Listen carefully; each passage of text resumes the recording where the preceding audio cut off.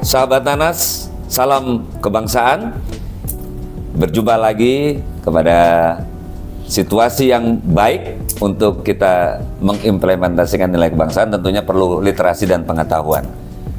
Kembali kepada kami dari Kedeputian Kebangsaan akan berbincang-bincang kepada tokoh kita, narasumber yang luar biasa, senior, Bapak Imam Maksudi. Ya. Selamat datang Bapak. Terima kasih. Berjumpa kembali di podcast kami.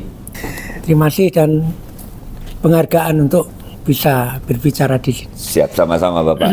Sahabat Anas, kali ini kita akan membahas terkait dengan nilai-nilai kebangsaan yang bersumber dari Pancasila. Ya. Namun demikian, Bapak Imam yang kami hormati ini, beliau sangat antusias apabila beliau menyampaikan materi tentang nilai-nilai kebangsaan bersumber dari Pancasila. Terkait dengan Pancasila ini tentunya menjadi hal yang utama dalam kehidupan kita dalam berbangsa, bermasyarakat, dan bernegara. Mengapa? Karena Pancasila merupakan ideologi bangsa kita yang sejak dulu oleh Founding Father sudah dirumuskan dan akhirnya menjadi lima sila yang menjadi dasar dalam kehidupan berbangsa kita. Namun demikian, saya melihat Pak Imam terkait dengan Pancasila ini merupakan ideologi terbuka. Ya. Mohon penjelasan dari Pak Imam. Bagaimana atau maknanya apa sebenarnya dalam Pancasila sebagai ideologi terbuka, Bapak? Iya. Ya. Terima kasih Pak Sigit. Siap, Pak. Yang sudah mengajak saya untuk berbincang-bincang dengan santai seperti ini ya. Terima kasih, dan ini wahana yang paling baik sebenarnya untuk sosialisasi nilai melalui cara seperti ini. Kembali soal pertanyaan yang pertama tadi, Pancasila sebagai ideologi terbuka. Sebagai ideologi tentunya ini kita harus berbicara sebagai dasar pengaturan kenegaraan, kehidupan kenegaraan. Ideologi sebagai dasar. Di samping itu juga Pancasila sebagai filsafat, sebagai norma yang bisa menggerakkan perilaku. Nah, sedangkan ideologi tadi adalah aturan atau apa dasar sebagai pembuatan aturan dan kebijakan. Nah, bagaimana maksudnya terbuka? Artinya di sini sebagai ideologi terbuka adalah ideologi yang bisa menyesuaikan diri dengan perkembangan. Bagaimana menyesuaikan dirinya? Wujudnya seperti apa? Aturan-aturan main di dalam kehidupan berbangsa bernegara ini juga tidak mati begitu saja. Jadi dengan perkembangan zaman seperti sekarang era global yang perlu keterbukaan, banyak aturan-aturan di dalam kehidupan bernegara dan berbangsa ini juga harus disesuaikan. Itulah pengertiannya Pancasila sebagai ideologi terbuka. Artinya tidak sekedar terbuka tetapi bisa mengadaptasi perubahan tanpa mengubah hal yang mendasar dalam ideologi itu. Apa yang mendasar itu? Ya, bangsa Indonesia itu orang yang berketuhanan. Mungkin globalisasi sudah mengajak kita keluar dari konteks ketuhanan. Pakaian sak maunya dan sebagainya. Itu contoh. Tentu kita juga mempunyai aturan-aturan yang membatasi. Kita mengadaptasi perkembangan, tetapi jangan lepas dari nilai moral kita sendiri. Itu dalam Pancasila tentunya, Pak. Iya, betul sekali. Baik Bapak, terkait dengan perkembangan zaman yang tadi Bapak sebutkan, ini tentunya sudah sangat luas Bapak sekarang. Contohnya dengan ada digitalisasi, kemudian ada, bisa dikatakan masuknya ideologi-ideologi yang tidak sesuai dengan Pancasila. Nah, untuk menghadapi itu, atau katakan bisa saya katakan menangkal Bapak dari ideologi terbuka ini, memang terbuka Pancasila itu untuk selalu dinamis dengan perkembangan zaman, lingkungan strategis, termasuk dengan peradaban Bapak. Namun demikian ideologi Pancasila ini juga kan tidak serta-merta selalu terbuka atau selalu welcome, selamat datang kepada semua ideologi yang sebenarnya tidak sesuai. Nah, untuk menghadapi hal tersebut Bapak, apa kira-kira Pak strategi untuk mengimplementasikan nilai-nilai kebangsaan sehingga apa yang terkandung dalam Pancasila itu dapat diperkuat Pak, sehingga semua warga bangsa paham betul dengan Pancasila ini, tetap kita pertahankan, kita perjuangkan. Silakan Pak. Baik, kembali lagi. Ketika kita bicara tidak hanya sebagai ideologi, Pancasila juga filsafat. Itu berangkat dari nilai moral kita sendiri. Jadi ketika bangsa atau manusia saja yang tidak taat kepada moralnya sendiri, itulah awal kehancuran. Nah, sekarang kita melihat perkembangan zaman. Bagaimana kita tetap bisa menjaga itu? Kebijakan apa yang tepat? Ya. Ada dua hal yang penting di sini. Satu pendidikan, satu hukum. Karena untuk mengatur kehidupan, untuk mengubah, itu dua hal itu. Pendidikan untuk perubahan, hukum itu untuk mengatur supaya kita tetap pada jadi diri kita sendiri. Lah, pendidikan seperti apa? Pendidikan yang benar adalah pendidikan yang merangkap dua hal pokok, intelektualitas dan karakter. Orang boleh pandai sampai istilah kalau orang Jawa itu njoro langit. Sampai ke atas langit sekalipun. Tetapi jangan lupa siapa kamu. Itulah bicara karakter. Jangan ada kecenderungan pendidikan kita hanya mengutamakan pada intelektualitas. Kita akan terbawa kemana-mana dan kita tidak akan menjadi diri kita sendiri. Tidak ada artinya bangsa. Itulah saat bubarnya bangsa. Baik, Pak. Nah, jadi jangan lupa ini masalah pendidikan. Harus menyangkut dua hal yang paling mendasar adalah intelektualitas dan sesuaikan dengan karakter. Menjadikan generasi bangsa yang cerdas dan tercerahkan. Itu masalah pendidikan. Hukum itu aturan pokok di dalam hidup bersama itu hukum. Nanti bisa lebih diperdalam lah gitu. Tapi intinya bahwa hukum itu adalah mengatur kehidupan bersama. Supaya Pancasila yang bisa diwujudkan dalam perilaku itu tidak kemana-mana, tidak menurut diri masing-masing, selera masing-masing, maka ada aturan hukum yang bisa menyelaraskan berjalan bersama-sama dalam nilai moral yang sama. Hukum. Terlebih di situasi yang beragam, Bapak ya. Tentunya hukum ini sebagai jalan untuk semua mengatur agar terjadi keadilan. Baik, Bapak, terkait dengan pendidikan dan hukum tadi, tentunya intelektualitas saat ini untuk generasi muda saat ini, Pak. Saya tidak memungkiri kepandaian juga kelebihan intelektual dari generasi sebelumnya. Namun demikian kalau kita lihat saat ini, generasi muda saat ini Gen Z itu luar biasa, Bapak. Intelektual mereka jauh lebih cepat merespon semua ilmu pengetahuan yang datang atau yang muncul baru-baru ini. Nah, terkait dengan generasi muda saat ini, Bapak, terutama Gen Z ini yang tentunya di Indonesia tahun 2045 menjadi tokoh-tokoh atau sebagai awak dari pelaku-pelaku dalam kehidupan bermasyarakat, berbangsa dan bernegara. Tentunya Bapak, Pancasila, kembali kepada Pancasila sebagai ideologi terbuka, Pancasila sebagai pandangan hidup bangsa Indonesia.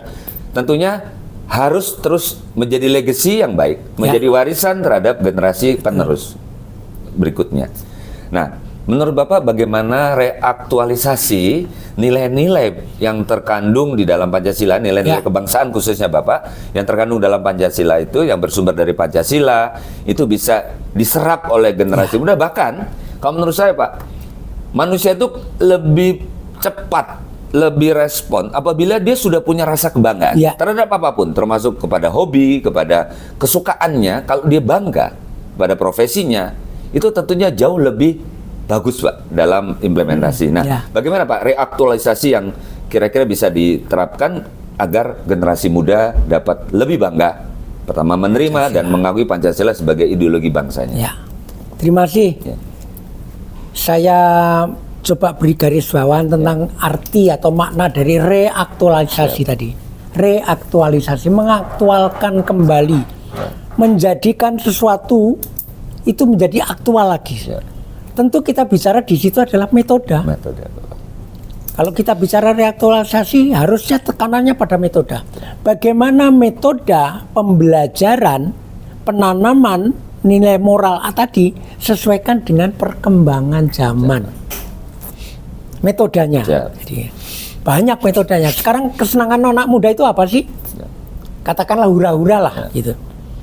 Bagaimana nilai moral itu kita sosialisasikan, kita tanamkan ke dalam kesadaran kolektif anak muda lewat gaya yang hura-hura. Hura-hura tapi mempunyai nilai moral. Ya, yang fun Pak ya, yang happy. Yang fun, yang happy, ya. membuat dia happy. Apa? Nilai seni biasanya. Nilai seni. Ya kalau itu bisa kita tanamkan, Bob, kita harus kreatif memang. Yep. Dalam berbicara tentang metode, itu orang harus kreatif. Nggak bisa. Contohnya aja Srimpi. Ya. Kalau kita nonton tarian Tari Srimpi Jawa itu, Tengah, ya. orang bosan kan? Ya. Nggak habis-habis, nggak selesai-selesai, gerakannya gitu-gitu aja kan gitu sepertinya. Siap. Nah bagaimana Srimpi dibuat dengan metode gerak yang lebih dinamis? Dan tidak menjenuhkan gitu. Tidak menjenuhkan. Ya. Jadi lebih banyak hal yang menyangkut hal yang seni. Siap. Metode ini, metode untuk menerapkan nilai. Ya. Karena yang kita terapkan bukan hafal Pancasila, tetapi perilaku moral Pancasila. Maksudnya, baik Bapak. Berarti intinya tetap terus digaungkan, Ya, tentang digaungkan. nilai-nilai kebangsaan bersumber dari Pancasila kepada generasi muda Ya, khususnya, ya. yang tentunya mereka punya passion yang berbeda, Ya, ya. kesukaan, hobi dibanding dengan generasi sebelumnya. Ya. Nah, artinya Bapak, seni budaya ini bisa menjadi salah satu Pak ya metode Betul, pendekatan atau penyampaian Penyampaian, pesan-pesan nilai ya. kebangsaan. Untuk Baik, Bapak. menanamkan. Sebagai penutup bincang-bincang kita kali ini Bapak, luar biasa sebenarnya, panjang sekali, tapi karena kami ingin Pak Imam untuk menebarkan secara garis besar sehingga kami cukupkan di sini. Nah, untuk akhir dari bincang-bincang kita, berkenan Bapak menyampaikan pernyataan penutup terkait dengan bagaimana sebenarnya Pancasila itu tetap harus digaungkan untuk warga bangsa ini terus tetap bisa lestari sampai kapan. Ya, terima kasih. Ini yang justru sangat mendasar menurut saya, walaupun ini di akhir perbincangan kita. Menerapkan nilai moral Pancasila. Baik. Orang katanya sekarang sudah mulai rindu kembali. Rindu kembali. Apa yang dirindukan? Seolah-olah kita ingin menghadirkan lembaga-lembaga yang pernah menyosialisasikan. Ya. Seperti P4 dan sebagainya. BPPT. Tapi mari kita ingat, yang kita sosialisasikan itu bukan secara verbal. Siap. Bukan rumusan Pancasila yang 5 sila itu. Itu kita dengarkan setiap hari Senin. Setiap upacara semua mengucapkan. Pembacaan Pancasila. Anak SD, anak TK pun belajar. Tetapi apakah itu bukan sebenarnya, maaf kalau boleh saya katakan ekstrim. Orang lakukanlah nilai moral itu sesuai nilai moral Pancasila. Berbuat baik pada orang, mengikuti aturan dan sebagainya. Tanpa harus mengucapkan Pancasila setiap hari Senin. Ya. Lebih baik mana daripada kita melakukan sak maunya kita, hanya dengan yang penting aku kan mengucapkan Pancasila. Dan hafal itu Pak ya. Ya. Bukan itu Siap. kan sebenarnya. Nilai moralnya. Inilah yang dilihat oleh bangsa lain. Hebat Indonesia ini bisa bersatu walaupun beragam-ragam karena dia punya Pancasila. Siap. Ya. Itulah sebenarnya yang kita hendak wujudkan. Ya. Nilai Perbuatan moral itu. Ya. Jadi pesan saya kepada siapapun khalayak, mari kita mencoba merenungkan apakah saya sendiri sudah menjalankan nilai-nilai itu. Sederhana saja, sebagai orang yang mengatakan ketuhanan yang Maha Esa, bukan soal sholatnya, bukan soal ke gerejanya. Apakah saya sudah menghargai orang lain? Ya. Itu. Dalam konteks Ya, bermasyarakat, konteks, Bapak. bermasyarakat. Dan itu wujud dari Wujudnya konkret. implementasi Itu Pak. konkret Ya. itu. Ya. Apakah saya menghargai lingkungan saya?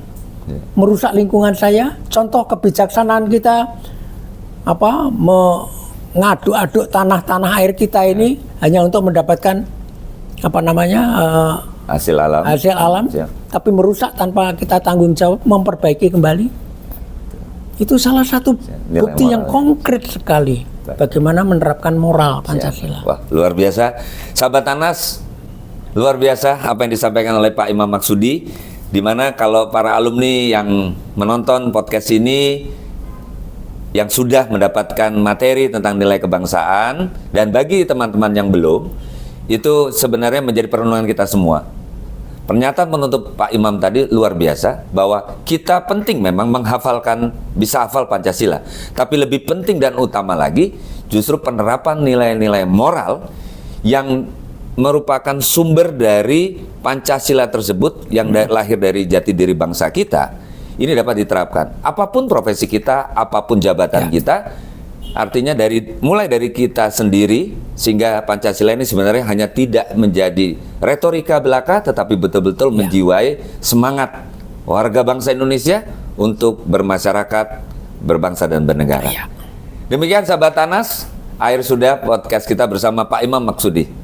Semoga apa yang disampaikan oleh beliau menjadi bekal kita menghadapi kehidupan yang akan datang dalam konteks berbangsa dan bernegara. Terima kasih Pak Imam. Terima kasih kembali. Terima kasih. Salam jumpa kembali di acara berikutnya, podcast materi berikutnya. Terima kasih sahabat Tanas.